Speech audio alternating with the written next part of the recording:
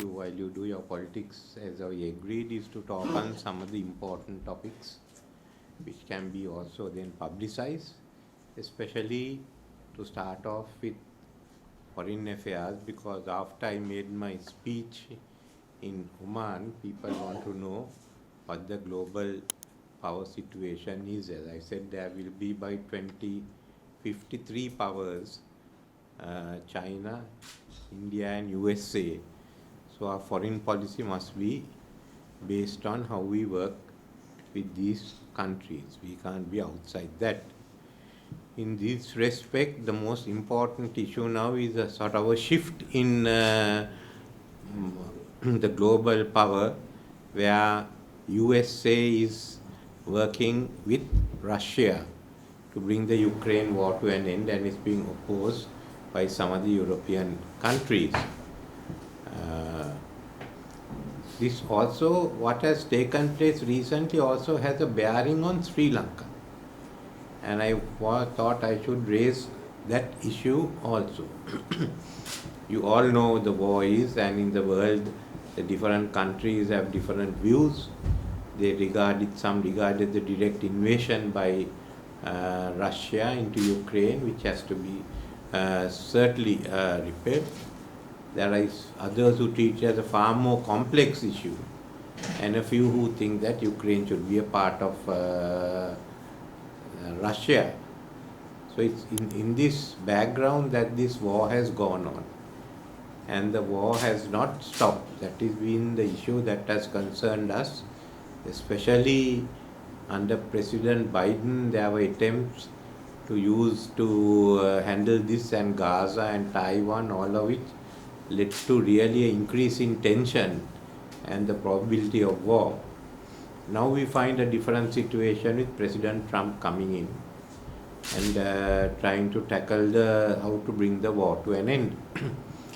Fighting with Russia is not an easy one. These are people who are used to getting bogged down and sacrificing lives to gain their objective. They burned their capital to defeat Napoleon. They sacrificed 1 million to get a 6 months delay in Stalingrad, and they sacrificed 25,000 to go from the Brandenburg Gate to the Reichstag to finish the war quickly. So it is not easy.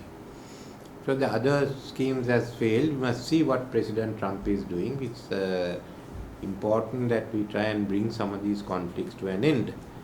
Of course, during President Trump's having taken this up, it has not been taken kindly by some of the European powers and President Zelensky. And the other day, President Trump called President Zelensky a dictator for not holding elections. Then some of the people came to Zelensky's defense, saying it's wartime, and both British Prime Minister Starmer and my friend Boris Johnson said they even during the wartime that they didn't hold elections. Now, if you look at the facts, that is not correct. During World War I and World War II, the British put off elections under their constitution. They have unwritten constitution, but the Parliament Act of 1911 says you can extend the life of Parliament with the support of the House of Commons and the House of Lords. So acting under that is why they certainly extended the life of Parliament. Some constitutions have that. In the case of Churchill, whom they refer to, virtually he turned the constitution upside down because it requires the leader of the largest party to be able to become the prime minister. He was not the leader of the largest party. He belonged to the Conservative Party, the largest party, but they didn't like him. In fact, when Chamberlain had to step down, majority of them backed Lord Halifax, not Churchill. The country backed Churchill. The Parliament has lost its mandate. If not for war, they would have to have elections immediately. The country backed Churchill, And Lord Beaverbrook told him, Winston, you hold them in the palm of your hand, don't go and make a mistake. It was backed by the Labour Party and Attlee.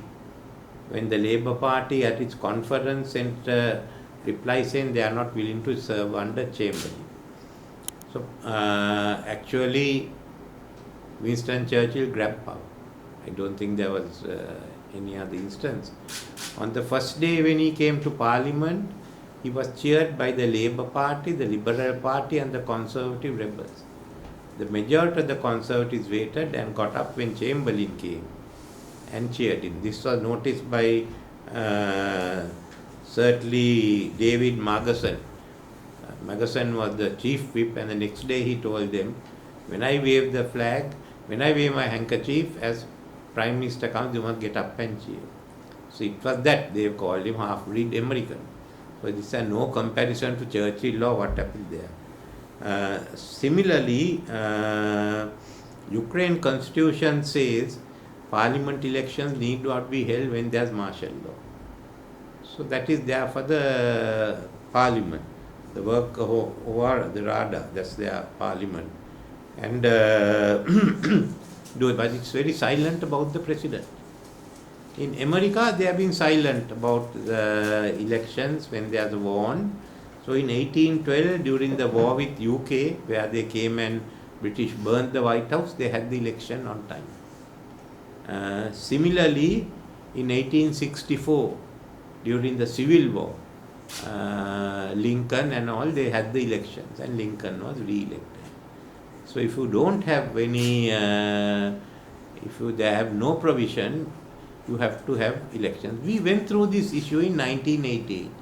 We had both the LTT fighting us in the north and the JVP fighting in the south. Should we put the election off or not? President Jayawardena said, no, we must hold the election, whatever be the consequence. So we held the elections, a lot of people were killed. President Premadasa got in with a small majority. Mrs. Bandaranaike challenged it, the Supreme Court, she lost, we accepted that.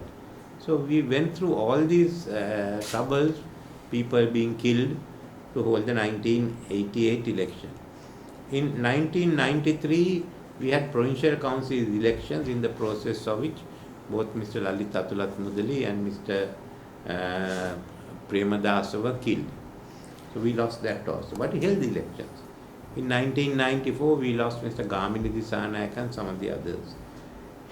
In 1999, President Kumanatunga lost her eyesight. So then in 2005, Prabhakaran prevented people from voting. Nevertheless, we went. I didn't go to challenge it. I don't think it should be done. So if there is no election, there is no provision about putting off elections, then you must hold elections. There is no other way. And we have a country went through that, though we are criticized. And not only that, Tamils who took arms against us, they have come to parliament, into government. The JVP is today running government, so it shows that we are not only held elections, but we have also got them into the system, and they are part of the system. So that is what we have done. Now in